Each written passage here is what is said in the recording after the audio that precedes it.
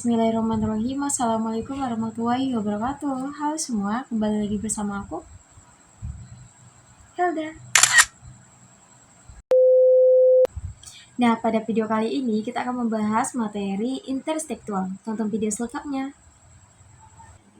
Kajian intertekstual menurut Kristepa, prinsip yang paling mendasar dari intertekstualitas adalah seperti halnya tanda-tanda mengacu kepada tanda-tanda lain. Setiap teks mengacu pada teks-teks lain. Dengan kata lain, intertekstualitas dapat dirumuskan secara sederhana sebagai hubungan antara sebuah teks tertentu dengan teks-teks lain.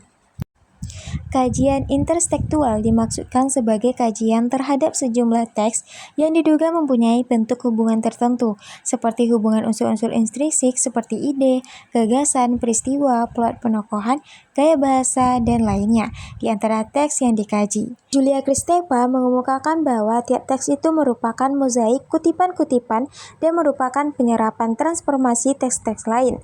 Maksudnya, tiap teks itu mengambil hal-hal yang bagus dari teks lain, berdasarkan tanggapan-tanggapannya dan diolah kembali dalam karyanya atau ditulis setelah melihat, meresapi, menyerap hal yang menarik baik secara sadar maupun tidak sadar. Setelah menanggapi teks lain dan menyerap konveksi sastra, konsep estetik atau pikiran-pikirannya, kemudian mentransformasikannya ke dalam karya sendiri dengan gagasan dan konsep estetik sendiri, sehingga terjalin perpaduan baru. Nah, sekarang kita akan menganalisis novel Surat Kecil Untuk Tuhan dan novel Air Mata Surga melalui kajian intertekstual. Novel Surat Kecil Untuk Tuhan karya Agnes Devonar adalah sebuah buku yang diangkat dari kisah nyata perjuangan gadis remaja penderita kanker. Kisah ini sempat diulas dalam acara Kick Andy. Sebelumnya buku ini diterbitkan secara online dan dibaca lebih dari 350.000 pengunjung. Banyak pembaca yang terinspirasi oleh kisah novel ini, sehingga buku ini dicetak secara luas dan terjual lebih dari 30.000 buku. Buku ini mencetak sukses di Indonesia dan Taiwan dalam waktu 2 bulan. Novel ini menceritakan tentang seorang anak gadis yang cantik, pintar, baik hati, ceria, penyabar, ikhlas, rajin, penyayang, dan sederhana. Cantika, atau biasa dipanggil Keke, berusia 13 tahun yang menderita kanker jaringan lunak pertama di Indonesia. Sementara itu, novel Air Mata Surga adalah satu di antara karya sastra yang diciptakan oleh Ero Kajat Asura. Novel ini sangat menarik karena novel ini menceritakan tentang seorang anak yang berusia 10 tahun yang terus berusaha bertahan hidup melawan kanker. Anak itu bernama Barah. Ia yatim piatu karena ayahnya meninggal tertabrak truk dan tak lama kemudian ibunya pun meninggal karena kanker. Walaupun dalam kondisi seperti itu, Barah tetap saja menghafal ayat-ayat suci Al-Quran dan ia memiliki cita-cita yang sangat bagus karena ia ingin memberikan selembar demi selembar hafalan ayat-ayat Al-Quran yang telah ia hafalkan kepada seluruh anak-anak muslim di dunia. Karakter tokoh adalah sifat atau watak yang dimiliki manusia untuk bersikap dalam menyelesaikan masalah ataupun menghadapi sesuatu. Hasil analisis dalam novel Surat Kecil Untuk Tuhan karya Agnes Devonar, yaitu tokoh utama Keke memiliki 7 karakter, yaitu tabah, mudah bergaul atau bersahabat, sabar, penurut, pintar, periang, dan ikhlas. Karakter tokoh utama dalam novel Air Mata Surga karya Ero Kajat Asura, yaitu Barah memiliki 9 karakter, yaitu suka menolong, rajin menghafal Al-Quran, pintar, penurut, setia kawan, sabar, bersemangat, tabah, dan kasih sayangnya. Karakter tokoh terlihat dari cara pengarang menggambarkan setiap tingkah laku dan sifat tokoh dalam menyelesaikan masalah ataupun bertindak. Alur merupakan jalan cerita yang dibentuk pengarang melalui tahapan-tahapan peristiwa sehingga menjadi suatu cerita. Alur terdiri dari alur maju, alur mundur, dan alur campuran. Hasil analisis dalam novel Surat Kecil Untuk Tuhan yaitu alur maju, karena pengarang memulai cerita dengan perkenalan dan diakhiri dengan tahapan penyelesaian.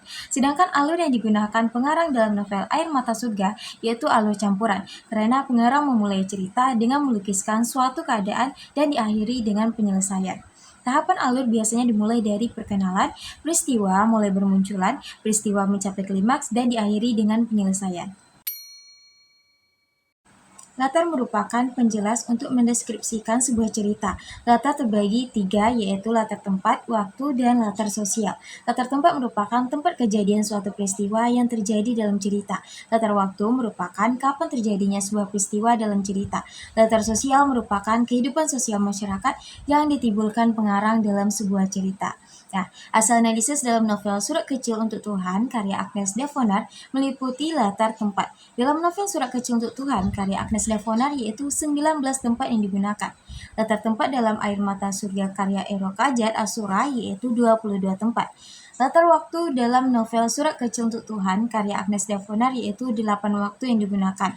Latar waktu dalam novel Air Mata Surga karya Ero Kajat Asura yaitu 5 latar waktu yang digunakan. Yang terakhir yaitu latar sosial. Dalam novel Surat Kecil untuk Tuhan, karya Agnes Devonar yaitu kepercayaan masyarakat terhadap mitos dan kepercayaan manusia terhadap karma atau kisas. Latar sosial dalam novel Air Mata Surga karya Ero Kaja Asura yaitu kehidupan masyarakat Arab, peraturan daerah Mekah, kehidupan masyarakat Saudi, kehidupan masyarakat Timur Tengah. Berikut data-data latarnya.